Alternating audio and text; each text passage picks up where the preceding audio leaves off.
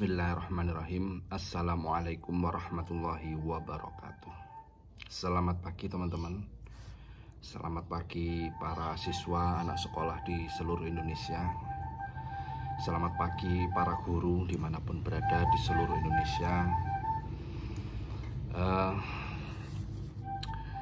Kasusnya sudah mulai turun beritanya. Saya ingin buat video mencoba melihat kasus ini dari kacamata, dari sudut pandang yang lain. Seperti teman-teman sudah tahu semua, beberapa hari yang lalu ada kejadian seorang siswa di salah satu sekolah ditemukan merokok di sekolah, kemudian ditempeleng oleh kepala sekolah. Akhirnya anak melaporkan kepada orang tua dan akhirnya orang tua tidak terima, lapor ke polisi. Kemudian guru dinonaktifkan, kepala sekolah dinonaktifkan oleh gubernur. Kemudian terjadi proses, akhirnya damai dan kemudian kepala sekolah diaktifkan kembali. Sebelum itu ada kejadian siswa-siswa mogok sekolah. Sebanyak 600-an siswa mogok membela temannya yang dipukul oleh kepala sekolah dan akhirnya kemudian jadi berita nasional dan seterusnya. Saya di sini tidak ingin memojokkan siapapun, juga tidak ingin menyalahkan siapapun. Saya cuma ingin melihat dan mencoba menyampaikan satu kondisi penting kenapa siswa itu sampai dipukul.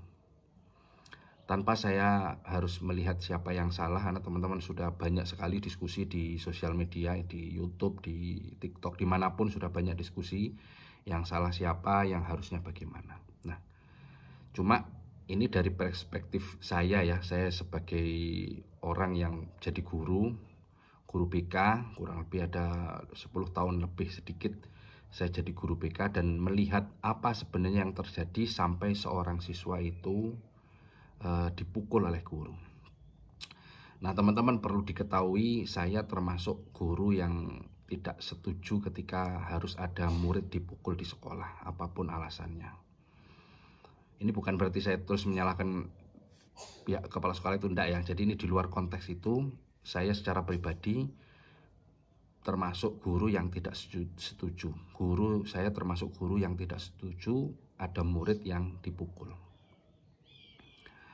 Nah, kenapa seperti itu? Apakah saya nggak pernah mukul? Saya dulu ya, awal-awal ngajar itu sempat mukul, sempat begini.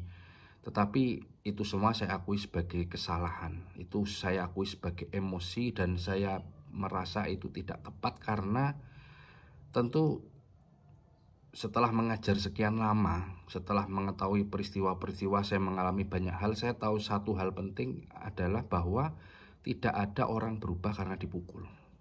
Tidak ada orang berubah karena dikerasi, dilakukan kekerasan, dipukul, ditampar, dicubit, diceples, dipukul pakai penggaris, pakai kayu, tidak ada. Orang hanya berubah ketika hatinya disentuh, dikasih pengertian, dikasih sanksi sesuai dengan peraturan, dan kalaupun ada hukuman itu yang sesuai dengan peraturan. Kita bandingkan dengan diri kita sendiri, tidak ada di antara kita yang mau berubah gara-gara dipukul, gara-gara ditempeleng, tidak ada. Dan tentu kalau kita belajar kepada sang guru sejati Rasulullah SAW, Rasulullah itu membolehkan memukul, menjewer dalam pendidikan, tetapi menjewer yang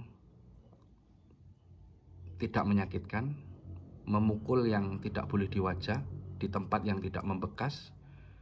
Ulama kemudian sampai menjelaskan di kaki,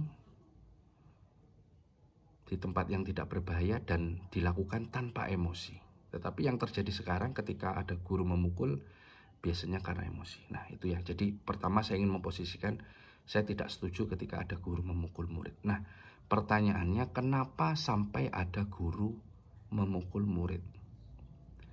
Dari kasus yang kemarin terjadi, coba kita renungkan bersama. Apakah guru ini memukul karena perlakuan merokok?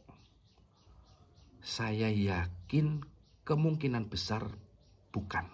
Sebabnya memukul itu bukan karena perlakuan merokok, tetapi biasanya yang memancing guru untuk memukul, melakukan kekerasan adalah sikap siswa setelah diketahui melakukan kesalahan. Jadi dalam hal ini yang membuat guru terpancing untuk melakukan emosi itu bukan merokoknya, bukan pelanggarannya. Tetapi ketika siswa melakukan pelanggaran ditemukan oleh guru, kemudian siswa itu kan akan bersikap, dia punya sikap ke guru. Ada yang matanya melotot, ada yang melawan, ada yang berkelit, tidak mau ngaku padahal bukti sudah jelas. Kayak merokok itu sering kasusnya ya, guru melihat anaknya merokok tapi buktinya dibuang, hilang, sudah nggak ketemu. Lari itu bagaimana? Jadi sulit sekali memang kadang-kadang membuktikan kasus-kasus tertentu. Nah, di kasus merokok, di kasus pelanggaran-pelanggaran siswa, yang sering kali memicu guru untuk melakukan kekerasan adalah sikap siswa setelah tertangkap melakukan kesalahan itu. Itu tadi, ada yang lawan, ada yang, mohon maaf ya, misuh ke guru, anjir, anjay, atau ngentengkan guru, alah gini aja bu, atau berkelit ya, mengaku tidak salah dan sebagainya. Itulah yang sering terjadi yang memicu guru kemudian melakukan kekerasan kepada para pelaku pelanggaran. Kemungkinan ketika ada siswa yang ketahuan merokok, setelah dia merokok, dia ngelawan, dia berkelit. Coba lihat wawancara guru tersebut dengan siswanya, dengan wartawan ya, dengan media. Itu kemarin dikatakan ketika anak ditemukan dia nggak mau ngaku. Itulah yang memancing. Sekali lagi ini saya tidak membenarkan perilaku kekerasan, tetapi mencoba melihat apa sebabnya sampai ada guru yang melawan kekerasan. Nah, yang paling penting, mudah-mudahan teman-teman ini menonton sampai bab ini, sampai terakhir ini, bagaimana caranya supaya guru terhindar dari perilaku kekerasan. Ini penting. Karena kadang-kadang kita sebagai guru itu terjebak melakukan kekerasan. Kadang-kadang terjebak. Setelah melakukan pasti menyesal. Tidak ada guru yang puas melakukan kekerasan, pasti menyesal. Itu guru sejati begitu. Pasti menyesal, pasti di dalam hatinya pasti ada penolakan. Enggak ada guru yang senang menyakiti muridnya, tidak ada. Enggak ada guru yang senang mukul, nempeleng siswanya, enggak ada. Pasti nyesal. Bagaimana caranya supaya tidak sampai terjadi kekerasan, supaya guru tidak terpancing? Nah, guru memang harus punya manajemen dalam perilaku penangkapan pelanggaran begini.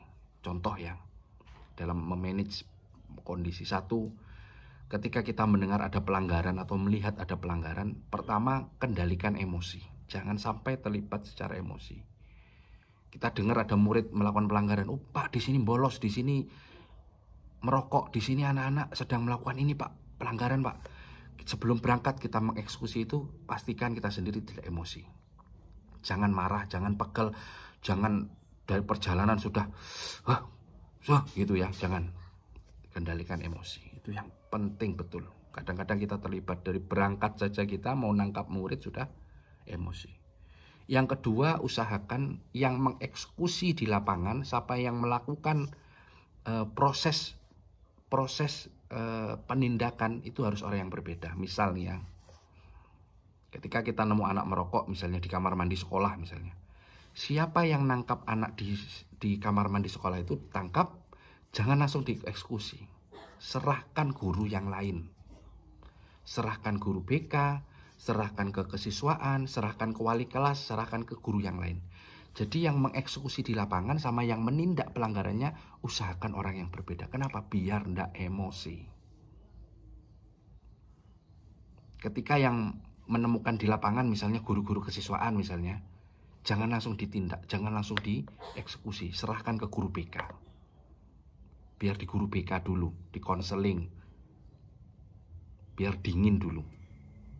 Mungkin nanti dibuat pengakuan dan seterusnya dulu, dicari buktinya, baru nanti dibuatkan keputusan ini melanggar apa enggak, sanksinya apa, konsekuensinya apa. Atau kalau yang nangkep guru BK, Pak, guru BK, ini ada anak merokok. Guru BK-nya yang megang. Oh, kamu ngerokok ya? Pegang anaknya, tangkap. Bahasanya tangkap ya, mungkin kasar ya. Amankan anaknya, guru BK misalnya yang nangkap di lapangan. Tapi jangan guru BK yang nangani, kasihkan dulu ke kesiswaan. Atau kasihkan ke guru yang lain dulu, biar diamankan. Jadi yang nangkap di lapangan sama yang melakukan konsekuensinya, usahakan jangan guru yang sama. Bahaya, karena mereka yang nangkap di lapangan pasti terlibat emosional, pasti. Ada proses engkel-engkelan, ada proses tengkar mulut, adu mulut. Ada proses saling tatap, ada proses anak kemudian berusaha ngelawan gurunya. Itu pasti anak yang melanggar peraturan sekolah itu secara fitrah itu kayaknya ada berusaha gimana lari dari kesalahan. Ada mereka berusaha untuk nggak ngakui. Itu wajar sih ya. Nah, guru kalau yang menangkap nanti dia yang mengeksekusi, misalnya kesiswaan nangkap, dia eksekusi sendiri, dia sidang sendiri, dia tanya-tanya sampai ngaku, itu memang terlibat secara emosi. Atau guru BK yang nangkap, dia langsung konseling, dia langsung ini, itu terlibat emosional. Saya sering bilang ke teman-teman saya, siapa yang nangkap kasihkan ke temannya. Saya di guru BK, misalnya saya kan guru BK. Di ruangan saya bilang, siapa yang nangkap kasihkan ke temannya, biar kita bantu. Nah, orang yang dilimpahi siswa yang sedang melakukan kesalahan itu insya Allah nggak terlibat secara emosi. Walaupun masih ada, tentu emosi itu ada. Kasus yang terjadi di sekolah kemarin yang viral itu sebuah berita buruk untuk pendidikan. Masing-masing pihak punya kesalahan. Merokok itu salah, merokok di sekolah itu juga salah. Tetapi harus ditempeleng di sekolah juga bukan hal yang membanggakan buat pendidikan. Buat siapapun yang pernah saya sakiti ya, kalau melihat video ini saya minta maaf. Dari hati yang paling dalam saya menyesal kalau dulu pernah ada yang mungkin dipukul, ditempeleng mungkin. Itu bukan hal yang baik. Sekarang di akhir-akhir tahun ini sudah lama sebenarnya. Murid-murid saya banyak yang mengakui saya berubah. Saya berusaha betul enggak mukul, dan memang sudah lama enggak. Jadi ketika ada masalah saya dudukkan, saya ajak ngomong. Dan memang kalau guru BK kan begitu, melakukan konseling. Semua guru saya pikir ketika dulu belajar ilmu pendidikan ya, nggak ada yang diajari memukul di kampusnya dulu, nggak ada. Itu semua karena emosi. Siapa yang emosi ya pasti dua-duanya, muridnya emosi, gurunya juga emosi. Buat anakku yang kemarin jadi berita nasional karena dipukul, karena merokok di sekolah, mudah-mudahan kamu juga mengetahui bahwa merokok itu salah, apalagi merokok di sekolah itu salah, sangat salah. Mudah-mudahan ke depan jadi lebih baik. Dan buat ibu guru, kepala sekolah yang sedang mengalami masalah kemarin, mudah-mudahan segera selesai masalahnya. Kita para guru tentu support, tentu dukung ibu guru, mudah-mudahan nggak ada masalah berkepanjangan. Mudah-mudahan bisa kembali ke sekolah, menjadi kepala sekolah, menjadi guru kembali, menjadi pendidik kembali tanpa harus takut melakukan apapun. Dan saya ucapkan selamat Hari Santri, ini tanggal 22 Oktober 2025. Mudah-mudahan kita semua jadi santri yang baik, jadi pelajar. Kita sebagai guru tugas utamanya ya belajar. Assalamualaikum warahmatullahi wabarakatuh.